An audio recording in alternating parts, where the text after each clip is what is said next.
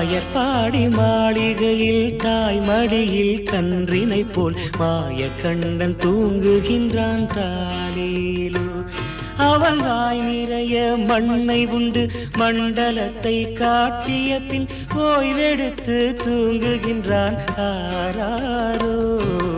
ஓய்வெடுத்து தூங்குகின்றான் ஆராரோ.